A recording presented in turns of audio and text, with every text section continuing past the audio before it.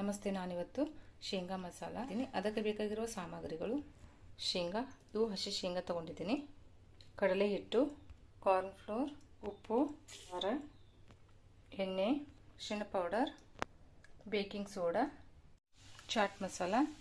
ಎಣ್ಣೆ ಕೈಲಿ ಇಟ್ಕೊಂಡ್ಬಿಡೋಣ. ಮೊದಲಿಗೆ ಕಡಲೆ ಹಿಟ್ಟು ಹಾಕೊಂಡ್ಬಿಡೋಣ.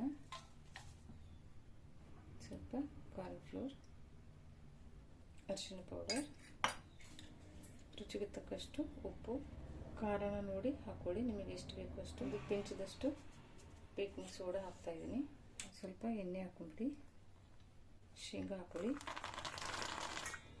ಮಿಕ್ಸ್ ಮಾಡ್ಕೊಳ್ಳಿ. ಅದು ಶೇಂಗಾಕ್ಕೆಲ್ಲ ಕರೆಕ್ಟಾಗಿ ಅಂಟ್ಕೋಬೇಕು. ಆ ಥರ ನೀವು ನೀರು ಹಾಕೊಂಡು ಸ್ವಲ್ಪ ಕಲಿಸ್ಕೊಂಡ್ಬಿಡ್ಬೇಕು. ಸ್ವಲ್ಪ ಹಾಕೊಳ್ಳಿ, ಜಾಸ್ತಿ ಹಾಕೋಬೇಡಿ, ಅಳಸೆಲ್ಲ ಮಾಡ್ಕೋಬೇಡಿ, ನೀಟಾಗೆಲ್ಲ ಅಂಟ್ಕೊಂಡ್ಬಿಡ್ಬೇಕು ಶೇಂಗಾಕ್ಕೆ. ಆ ರೀತಿ ನೀವು ಹಾಕೋಬೇಕು ನೀರು. ಹಸಿ ಶೇಂಗಾನೇ ತೊಗೋಬೇಕು, ಹುರಿದ ಶೇಂಗಾ ಎಲ್ಲ ತೊಗೋಬೇಡಿ. ನೋಡಿ, ಈಗ ಇದು ರೆಡಿ ಆಗಿದೆಲ್ಲ. ಎಣ್ಣೆ ಕೂಡ ಕಾದಿದೆ, ಫ್ರೈ ಮಾಡ್ಕೊಂಡ್ಬಿಡೋಣ. ನೋಡಿ, ನಾನು ಸ್ವಲ್ಪ ಇದು ಖಾರ ಸ್ವಲ್ಪ ಜಾಸ್ತಿನೇ ಹಾಕಿ ಮಾಡ್ತಾಯಿದ್ದೀನಿ, ಅಂದರೆ ನನ್ನ ಮಗಳಿಗೆ ಅದು ಖಾರ ಹಾಕಿರಲಿಲ್ಲ. ಸೊ ಈಗ ಸ್ವಲ್ಪ ಕೈ ನೀರು ಹಚ್ಕೊಂಡು ನೀಟಾಗಿ ಹಾಕ್ಕೊಂಡ್ಬಿಡಿ, ಬರುತ್ತೆ.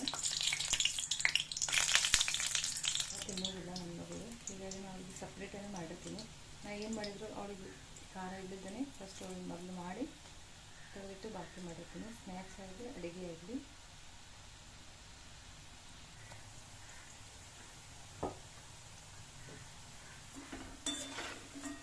ಇದಕ್ಕೆ ನೀವು ಸ್ವಲ್ಪ ಕಾಶ್ಮೀರಿ ಚಿಲ್ಲಿ ಪೌಡರ್ ಯೂಸ್ ಮಾಡಿದರೆ ತುಂಬಾ ಚೆನ್ನಾಗಿ ಬರುತ್ತೆ ಕಲರು.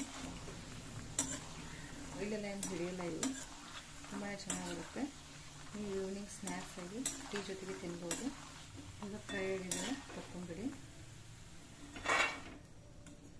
ಈಗ ಫ್ರೈ ಮಾಡ್ಕೊಂಡಿದ್ದು ಆಗಿದೆ. ಈಗ ಇದಕ್ಕೆ ನಾವು ಚಾಟ್ ಮಸಾಲ ಹಾಕ್ಕೊಂಡ್ಬಿಡೋಣ. ಬಿಸಿ ಇದ್ದಾಗನೇ ಹಾಕ್ಕೊಳ್ಳಿ, ಬೇಗ ಕುಡ್ಕೊಂಡ್ಬಿಡುತ್ತೆ. ಮಾಡ್ಕೊಳ್ಳಿ. ನೋಡಿ, ತುಂಬಾ ಕ್ರಿಸ್ಪಿಯಾಗಿ ಕೂಡ ಬಂದಿದೆ.